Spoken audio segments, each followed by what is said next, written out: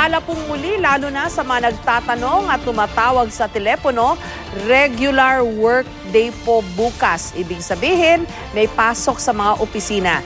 Mga estudyante lang po ang swerteng walang pasok. Sa gitna ng pagbalangkas ng Bangsamoro Basic Law, isang commander ng Moro Islamic Liberation Front o MILF ang inaresto ng mga otoridad sa Cotabato City. Pinag-uusapan na raw ito ng ceasefire committee ng gobyerno at ang MILF. May live report si Joseph Moro. Joseph. Jessica, umaasa magkabilang panig ng gobyerno at ang Moro Islamic Liberation Front o MILF na hindi masisira ang usapang kapayapaan ng pagkakaaresto kahapon ng isang MILF commander. Kasabay nito inilunsad ng Bangsamoro Transition Council yung kanilang primer para mapaintindi or mapalaganap yung ginagawa nilang trabaho doon sa Basic Law. Sila ang mga miyembro ng Bangsamoro Transition Council o BTC, kasama ang chairman nitong si Moro Islamic Liberation Front o MILF Chief Negotiator Mohagir Iqbal. Inilunsad nila kanina ang primer tungkol sa Bangsamoro Transition Council at ang binubuo nitong Bangsamoro Basic Law. Batid na magkabilang panel ng MILF at ng gobyerno na marami pa rin ang hindi nakakaunawa sa peace process sa MILF. Kaya ang primer isasalin sa 6 na wika sa Pilipinas.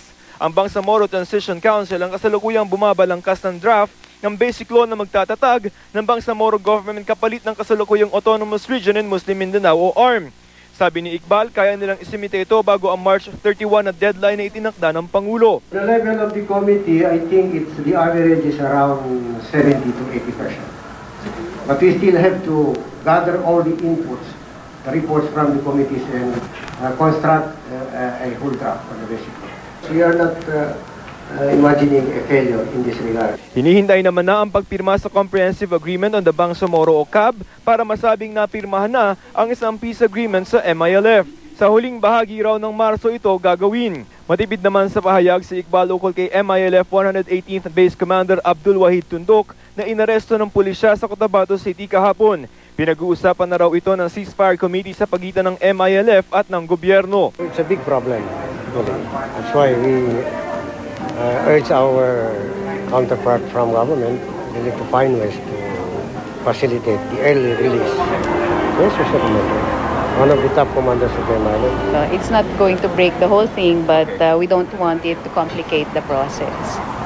Jessica, para sa gusto curious not gusto magbasa-basa tungkol doon sa Basic Law at saka sa Bangsamoro Transition Council, they can go to www.bangsamoroonline.com. Jessica? Joseph, bakit inaresto yung mataas na opisyal o commander ng MILF, si Commander Tundok, tama ba? Yes, ma'am. According to the PNP and CIDG no, at saka yung ating mga military forces doon ay merong standing kasi na warrant of arrest itong si Commander Tundok for multiple murder at saka arson. At nung habang ini-inspect daw yung kanyang sasakyan kasama yung kanyang 7 escorts ay may nakitaan sila ng high-powered firearms. So as to the circumstances kung ito ba ay alam ng ceasefire committee, ayan nga yung precisely inaalam ng MILF at ng GPH panel, Jessica. Okay, maraming salamat sa iyo, Joseph Moro.